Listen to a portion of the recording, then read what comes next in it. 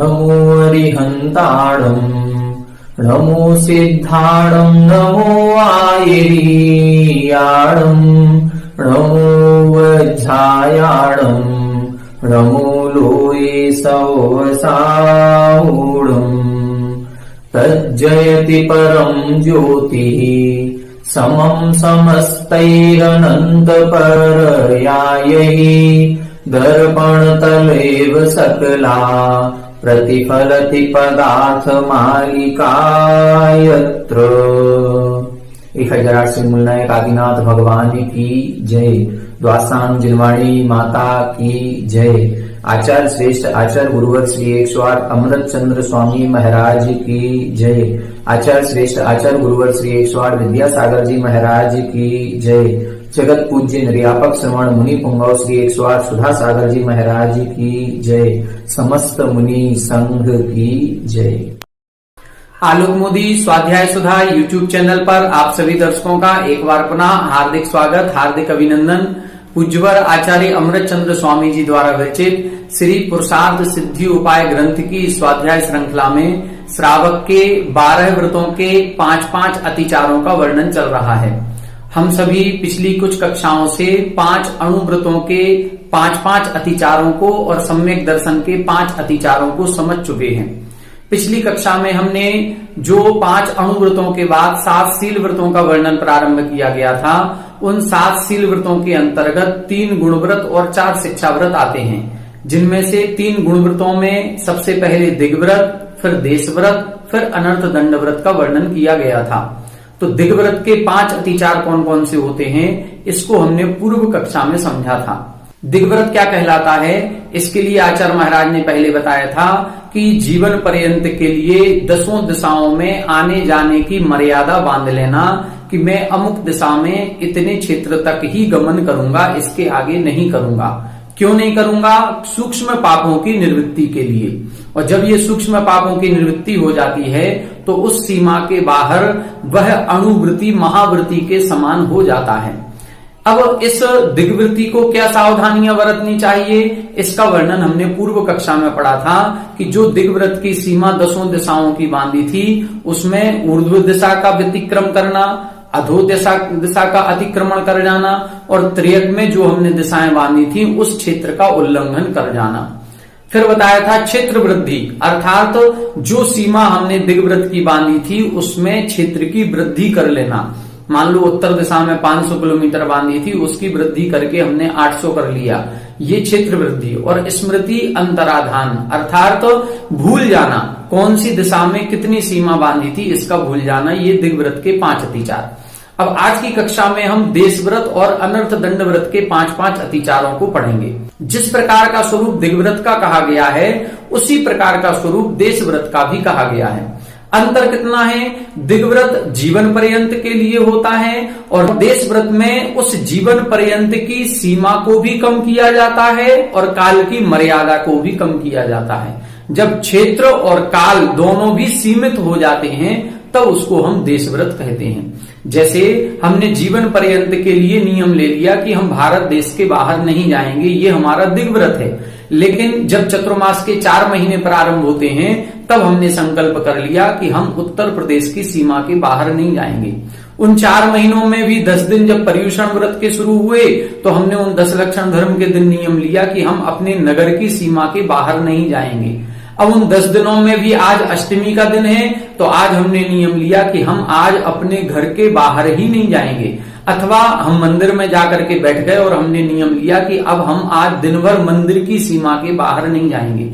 उसमें भी जब सामायिक करने बैठे तो जिस कमरे में, जिस आसन पर, जिस स्थान पर बैठे, हमने संकल्प किया हम 2 घंटे तक इस स्थान से नहीं उठेंगे। इसको बोलते हैं देशव्रत। इसमें क्षेत्र भी निरंतर कम हो रहा है। पहले भारत देश की सीमा थी, फिर उत्तर प्रदेश की बची, फिर एक नगर की बची, फिर एक मंदिर की बची, फिर एक कमरे की बची। तो ये जो क्षेत्र है ये भी संकुचित हो रहा है और समय की सीमा भी धीरे धीरे कम की जा रही है। पहले जीवन पर्यंत की थी, फिर हमने 4 महीने किया, फिर हमने 10 दिन किया, फिर 1 दिन किया, फिर 2 घंटे का किया। तो जहां पर क्षेत्र की सीमा भी कम की जाती है और काल की सीमा भी कम कर दी जाती है, उसे हम देशव्रत कहते हैं। अब इस देश व्रत के 5 अतिचार कौन कौन से होते हैं, इसको आज की इस कक्षा में अपन समझने का प्रयास करेंगे। पहले श्लोक का उच्चारण करते हैं, फिर इसका अपन अर्थ समझेंगे कि देश व्रत में कैसे कैसी सावधानियां हमको रखनी चाहिए। प्रेषस्य संप्रयोजन मानयनम शब्द रूप विनिपातौ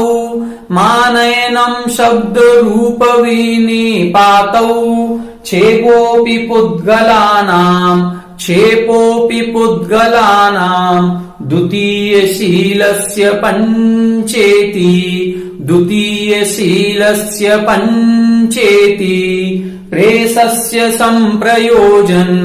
प्रेषस्य संप्रयोजन मानयनम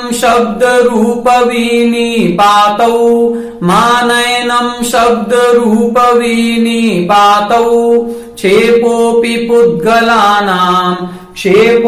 पुद्गलानां द्वितीयशीलस्य पंचेति।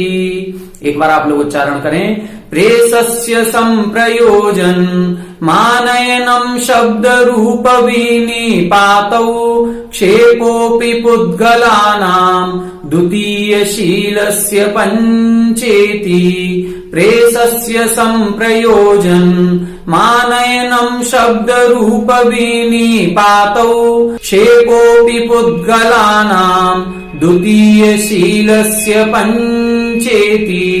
देखें, अब इसका अर्थ देखते हैं। यहां पर बता रहे हैं कि देश व्रत के 5 अतिचार। देश व्रत हमने आपको बताया कि हमने एक छोटा नियम लिया कि 2 घंटे तक अब हम इस कमरे के बाहर नहीं जाएंगे। तो इस 2 घंटे के दौरान हो सकता है कि कभी हमें इस कमरे से बाहर जो वस्तु रखी हुई है उस वस्तु की आवश्यकता पड़ जाए। तो अब उस वस्तु को अब हम कैसे मंगवाएंगे? या तो हमारे कमरे में कोई व्यक्ति मौजूद है तो उसको हम भेज करके उस वस्तु को मंगवाएंगे, या बाहर कोई व्यक्ति है तो उससे कहेंगे कि वो वस्तु हमको ला करके दे दो। यदि हमें 2 घंटे के दौरान उस सीमा के भीतर के बाहर के कोई भी पदार्थ की आवश्यकता है और हम उसको किसी को भेज करके मंगवाते हैं या किसी बाहर के व्यक्ति से मंगवाते हैं तो दोष लगेगा। क्यों लगेगा? क्योंकि हमने जो 2 घंटे का नियम लिया था वो हमने उस सीमा के बाहर सूक्ष्म रूप से भी राग द्वेष का त्याग करने के लिए लिया था। और यदि हमारा उस सीमा के बाहर के किसी प्रदेश से किसी वस्तु में राग आ रहा है तो फिर हमारा देश व्रत खंडित हो जाएगा, उसमें दोष लगेगा। होना क्या चाहिए? हमारा संपूर्ण रूप से राग द्वेष का त्याग हो गया। तो अब हमें किसी भी पदार्थ की आवश्यकता नहीं होनी चाहिए। कब तक नहीं होनी चाहिए? जब तक कि हमारी सीमा बंधी हुई है 2 घंटे की, 4 घंटे की, 6 घंटे की।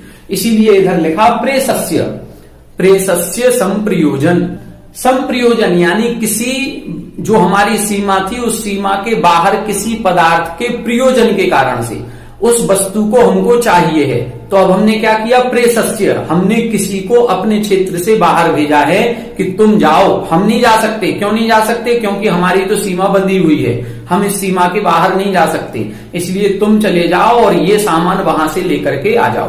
तो ये यदि हमने किसी को यहां से भेजा है तो एक प्रकार से हमारे उस सीमा के बाहर, हमने सीमा का उल्लंघन भले नहीं किया लेकिन उस सीमा का हमने जो निर्धारण किया था वो राग द्वेष का त्याग करने के लिए लिया था। और राग द्वेष का यदि हमारे त्याग नहीं हुआ है तो फिर हमारा व्रत खंडित हो जाएगा।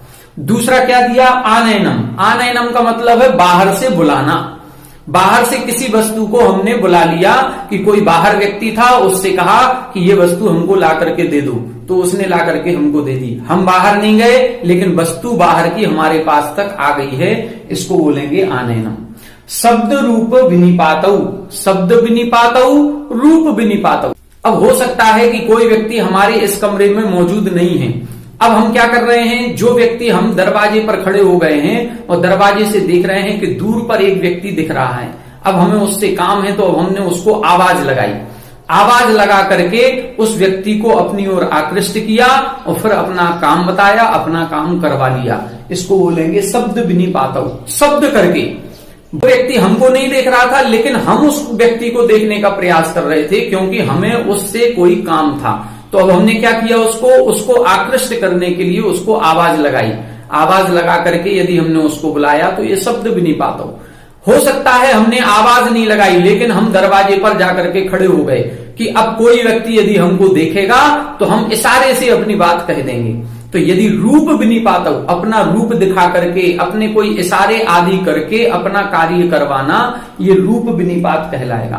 हो सकता है कि हमने शब्द भी किया, हमने रूप भी दिखाया, लेकिन फिर भी कोई व्यक्ति हमारी तरफ देख ही नहीं रहा है, कोई व्यक्ति हमारी आवाज को सुन भी नहीं रहा है, बहुत दूर कोई खड़ा हुआ है और हमको कोई काम करवाना है। तो अब हम क्या करेंगे? तो हमने क्या किया? क्षेपोपि पुद्गलानाम। अब हमारे पास क्या था? हमने आसपास कमरे में देखा एक छोटा सा पत्थर पड़ा हुआ था और हमने उस पत्थर को उठा करके और दूर फेंका।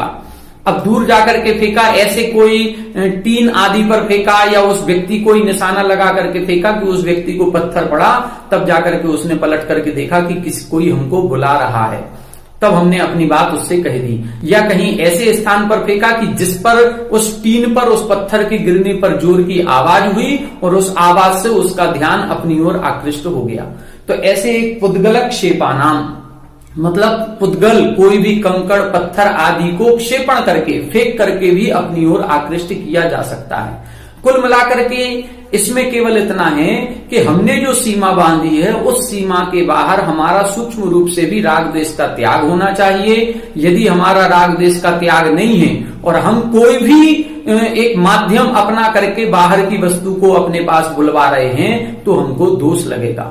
वो माध्यम क्या हो सकते हैं? वो माध्यम इधर इन्होंने 5 माध्यम बता दिए। एक किसी व्यक्ति को यहां से भेज करके, एक किसी बाहर वाले व्यक्ति को बुला करके, अपना कोई शब्द आदि करके, ना हमने किसी को भेजा ना किसी को बुलाया, लेकिन दरवाजे पर खड़े होकर के आवाज लगा के किसी व्यक्ति को वहीं से मैसेज दे दिया कि जाओ उस दुकान वाले से ये माल ले आना और इतने पैसे दे आना। तो ये शब्द विनिपात। रूप विनिपात, अपने इशारे आदि से, रूप आदि से उसको इशारा करके अपनी बात समझा दिए। अथवा पुद्गल क्षेप, अपने कंकड़ पत्थर आदि के द्वारा उसका ध्यान आकृष्ट अपनी ओर कर लिया। तो ऐसे ये 5 माध्यम हो सकते हैं जो देश व्रत में हमारे दोष लगाते हैं।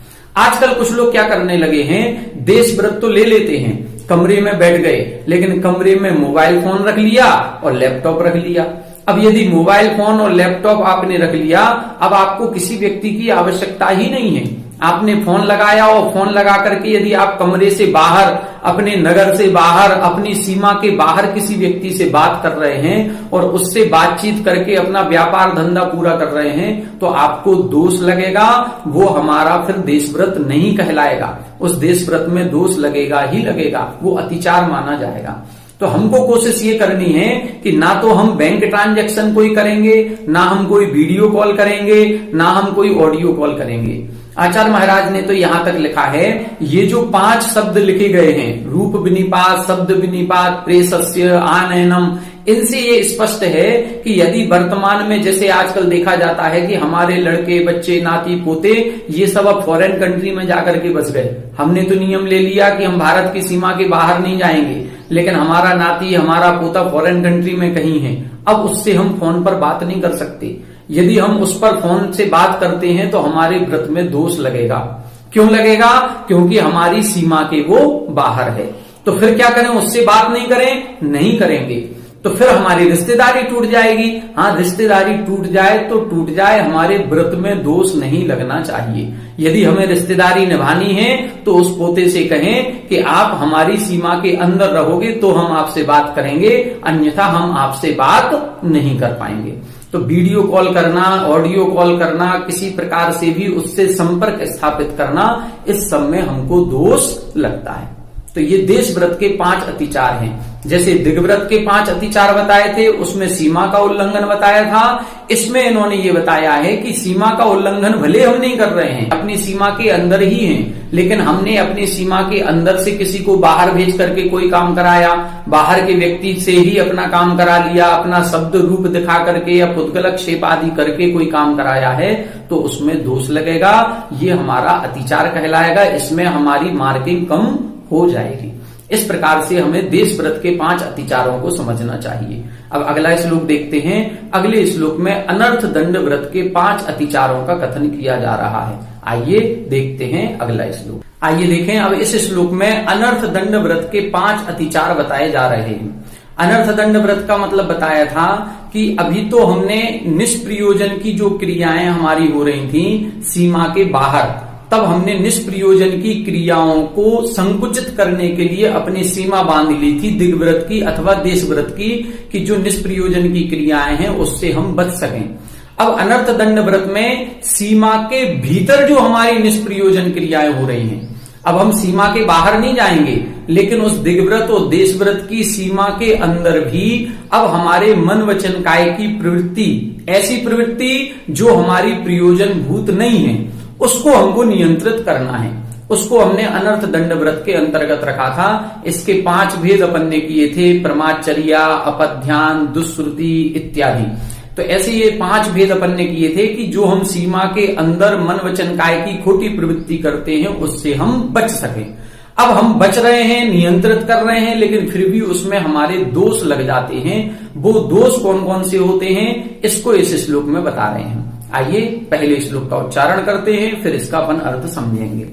कंदर्पः कौत्कुच्यम, कंदर्पः कौत्कुच्यम, भोगानर्थक्यमपि च मौखर्यम्, भोगानर्थक्यमपि च मौखर्यम्, असमीक्षिताधिकरणम्, असमीक्षिताधिकरणम्, तृतीयशीलस्य पंचेति, तृतीयशीलस्य पंचेति, कंदर्पः कौत्कुच्यम्, कंदर्पः कौत्कुच्यम्, भोगानर्थक्यमपि च मौखर्यम्, भोगानर्थक्यमपि च मौखर्यम्, असमीक्षिताधिकरणम्, असमीक्षिताधिकरणम्, तृतीयशीलस्य पंचेति, तृतीयशीलस्य पंचेति।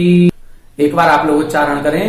कंदर्पः कौत्कुच्यम्, भोगानर्थक्यमपि च मौखर्यम्, असमीक्षिताधिकरणम्, तृतीयशीलस्य पंचेति, कंदर्पः कौत्कुच्यम्, भोगानर्थक्यमपि च मौखर्यम्, असमीक्षिताधिकरणम्, तृतीयशीलस्य पंचेति। देखें, अब यहां पर बता रहे हैं जिसने अनर्थ दंड व्रत का पालन किया है, अर्थात अपने मन वचन काय की खोटी प्रवृत्ति को भी रोक दिया है, अब उसको ध्यान रखना चाहिए कि उसके द्वारा ये 5 क्रियाएं नहीं होनी चाहिए। कौन सी 5 क्रियाएं नहीं होनी चाहिए? कंदर्पः, कंदर्प का मतलब होता है बकवास करना, खोटा मजाक करना, किसी से गाली गलौज करना। अब इस प्रकार का वो मजाक नहीं करेगा, भद्दा मजाक जिसको हम कहते हैं। कौत्कुच्यम का मतलब होता है खोटे मजाक के साथ साथ कुछ काय की कुचेष्टाएं करना। कई बार हम मजाक मजाक में हंसते भी हैं जोर जोर से और तालियां भी एक दूसरे के साथ पीटते हैं। जब हम तालियां बजाते हैं, एक दूसरे को कोहनी मारते हैं, किसी की पीठ पर हाथ दे देते हैं, किसी के सर में कोई दिक्कत करते हैं, यदि हम इस प्रकार से कोई हंसी मजाक कर रहे हैं, भद्दा हंसी मजाक जिसमें काय की कुचेष्टाएं भी हो रही हैं, उसको हम कौत्कुच्य कहते हैं। फिर क्या है? भोगा अनर्थक्यम अपि। भोगा अनर्थक्यम का मतलब है अब हमको जो भोग उपभोग की सामग्री हमारे पास है उसमें भी देखना है कि अनर्थक्यम, ऐसी कोई निष्प्रयोजन भूत सामग्री ना हो जो हम रखे तो हैं लेकिन यूज में नहीं आ रही है। यदि हमारे इस प्रकार की कोई भोगोपभोग की सामग्री इकट्ठी हो रही है जो हमारी यूज की नहीं है, साल भर 2 साल 3 साल निकल गए हैं, सामान हमारे घर पर रखा है लेकिन यूज में नहीं आ रहा है, तो ऐसे सामान को भी अलग कर देना चाहिए। किसको? अनर्थ दंड व्रत वाले को। क्योंकि यदि इस प्रकार की भोगोपभोग की सामग्री को जोड़ता है तो भी उसको दोष लगेगा अनर्थ दंड का, क्योंकि ये बिना प्रयोजन की सामग्री है। जिसका प्रयोजन है, चाहे भले वो सर्दियों के कपड़े हैं, अब गर्मियों में काम नहीं आएंगे, बरसात में काम नहीं आएंगे, 8 महीने बाद काम आएंगे। जो चीज काम में आएगी, चाहे भले वो 8 महीने बाद काम में आ रही है, हम उसको सुरक्षित रखेंगे। लेकिन जो ऐसी वस्तु है जो 2 साल हो गए, 3 साल हो गए, सर्दी गर्मी बरसात सभी प्रकार के मौसम निकल गए, फिर भी हमारे कोई काम नहीं आ रही है और हम जोड़ करके रखे हैं, तो वो निष्प्रयोजन की वस्तु कहलाती है। ऐसे निष्प्रयोजन की वस्तुओं को अनर्थ दंड व्रत वाला नहीं रखेगा, उसमें दोष लगेगा। और क्या लगेगा? मोखरियम। मोखरियम का मतलब बहुत अधिक बोलने की आदत, जिसको हम कहते हैं, कई लोग बकवास करते हैं, पूछते हैं इतना सा और बोलते हैं इतना सारा। या कई लोग ऐसे होते हैं कि जिनसे कोई चीज बात भी नहीं की जा रही है, कुछ पूछा भी नहीं जा रही, फिर भी कुछ ना कुछ बोलने की उनकी आदत होती है, जो 2 मिनट के लिए भी चुप नहीं बैठ सकते। ऐसे व्यक्तियों को चाहिए कि वो जब यदि अनर्थ दंड व्रत का पालन कर रहे हैं तो कुछ मौन लेने की साधना करें, कम से कम बोलने का प्रयास करें। जैसे आचार्य गुरुवर को देखो, जितना पूछते हैं उतना ही उत्तर देते हैं, और उसमें भी नपातुला उत्तर देंगे। कितने बड़े से बड़ा अपन निवेदन करते हैं और वो एक शब्द में बोलते हैं देखो। अब देखो, एक शब्द में केवल उत्तर दे दिया कि यदि अनुकूलता बनेगी, आपके पुण्य में होगा तो हमारा सानिध्य मिल जाएगा, नहीं तो जिसके पुण्य में होगा वहां हम चले जाएंगे। लेकिन इतना कुछ बोलते नहीं है, बोलने में केवल एक शब्द बोला बस। तो ऐसे कम से कम बोलने का प्रयास होना चाहिए। तो यहां पर 4 हो गए। ये 4 अतिचार कौन कौन से हो गए? कंदर्पा, भद्दा मजाक करना, कौतकुच्यम अर्थात भद्दे मजाक के साथ साथ काय से कुछ चेष्टाएं करना, मोखरियम अधिक बकवास करना, बहुत ज्यादा बोलना, और भोग अनर्थक्यम भोगोपभोग की जो बिना प्रयोजन की सामग्री है उसको एकत्रित करना, और असमीक्षित आदिकरणम, असमीक्षित अर्थात बिना देखे सोधे क्रियाएं करना, बिना देखे सोधे मन वचन काय की प्रवृत्ति करना। कहीं भी बैठ गए, कहीं भी खड़े हो गए, कहीं भी कोई भी सामान रख दिया, नहीं। जो अब अनर्थ दंड व्रत का पालन करने वाला होगा वो कोई भी सामान को उठाएगा रखेगा तो देख करके शोध करके उठाएगा रखेगा, निष्प्रयोजन अपनी कोई भी गमनागमन की क्रियाएं नहीं करेगा। जैसे कि प्रमाचर्या आदि में बताया था कि प्रमाचर्या अनर्थ दंड में इधर उधर की सारणम सारणम अपीच अर्थात इधर उधर निष्प्रयोजन नहीं घूमेगा, निष्प्रयोजन इधर से उधर खड़ा नहीं होगा, बैठेगा नहीं, इधर उधर घूमने का कोई काम उसका नहीं होगा। तो इन चीजों का ध्यान रखना है। ये तृतीय शीलस्य पंच इति, ये तीसरे शील व्रत के 5 अतिचार होते हैं। प्रथम शील व्रत दिग्व्रत हो गया, द्वितीय शील व्रत देश व्रत हो गया, और तृतीय शील व्रत ये अनर्थ दंड व्रत हो गया। इसके 5 अतिचार बता दिए। सबसे पहले कौन सा बताया? कंदर्पहा, भद्दा मजाक करना, कौतकुच्यम, दूसरा भद्दे मजाक के साथ साथ काय से कुछ चेष्टाएं करना, मोखरियम अधिक बकवास करना, भोगानर्थक्यम अर्थात भोग उपभोग की बिना प्रयोजन की सामग्री एकत्रित करना, और असमीक्षित अधिकरणम, अधिकरण का मतलब मन वचन काय की प्रवृत्ति, और असमीक्षित यानी खोटी प्रवृत्ति अर्थात बिना देखे सोधे इधर उधर गमन करना, उठाना रखना आदि। तो इस प्रकार की यदि ये 5 क्रियाएं हो रही हैं तो हमारे अनर्थ दंड व्रत में दोष लगता है, उसमें अतिचार लगता है। तो इस प्रकार से यहाँ पर अनर्थ दंड व्रत, दिग्व्रत और देश व्रत, ऐसे ये गुण व्रत के 3 भेद हो गए। एक श्लोक और देखेंगे जिसमें शिक्षा व्रत अर्थात 4 प्रकार के जो शिक्षा व्रत होते हैं उसमें सबसे पहला शिक्षा व्रत है सामायिक शिक्षा व्रत। सामायिक शिक्षा व्रत के करने में किस प्रकार के दोष लगते हैं इसको यहाँ पर बता रहे हैं। आइए देखते हैं अगला। आइए देखें, अब इस श्लोक में सामायिक शिक्षा व्रत के 5 अतिचारों का वर्णन किया जा रहा है। पहले सामायिक शिक्षा व्रत को समझें। इसमें बताया था कि दिन में 2 बार अथवा 3 बार जो संधि काल होते हैं उस संधि काल में एकाग्र होकर के एक स्थान पर बैठ करके, एक आसन से बैठ करके 5 पापों का त्याग किया जाता है। और 5 पापों का त्याग करके या तो अपनी आत्मा का चिंतन करें या अपने मन को शुभ क्रियाओं में शुभ स्थान पर लगाएं। अशुभ से हटा करके शुभ स्थान पर लगाने का नाम सामायिक होता है। आइए देखें कि इस सामायिक करने में कितने दोष लगते हैं। पहले श्लोक का उच्चारण करें, फिर इसका अपन अर्थ समझने का प्रयास करेंगे। वचन मनः कायानाम, वचन मनः कायानाम, दुप्रणिधान मनादरश्चैव, दुप्रणिधान मनादरश्चैव, स्मृत्यनुपस्थानयुतः, स्मृत्यनुपस्थानयुतः, पंचेति चतुर्थशीलस्य, पंचेति चतुर्थशीलस्य, वचन मनः कायानाम, वचन मनः कायानाम् दुप्रणिधानमनादरश्चैव दुप्रणिधानमनादरश्चैव स्मृत्यनुपस्थानयुतः पंचेति चतुर्थशीलस्य। एक बार आप लोग उच्चारण करें, वचन मनः कायानाम् दुप्रणिधानमनादरश्चैव स्मृत्यनुपस्थानयुतः पंचेति चतुर्थशीलस्य। वचन मनः कायानाम् दुप्रणिधानमनादरश्चैव स्मृत्यनुपस्थानयुतः पंचेति चतुर्थशीलस्य। देखें यहां पर बता रहे हैं पंच इति चतुर्थशीलस्य, जो चौथा शील व्रत है। अब चौथा शील व्रत कौन सा है? दिग्व्रत हो गया, देश व्रत हो गया, अनर्थ दंड व्रत हो गया। अब चौथा शील व्रत है सामायिक शिक्षा व्रत। इस सामायिक शिक्षा व्रत के 5 अतिचार कौन कौन से हैं? तो लिखा वचन मनः कायानाम दुप्रणिधानम। दुप्रणिधान का मतलब होता है खोटी प्रवृत्ति। दुहु का मतलब खोटी और प्रणिधान का मतलब होता है प्रवृत्ति। मन की खोटी प्रवृत्ति, वचन की खोटी प्रवृत्ति और काय की खोटी प्रवृत्ति।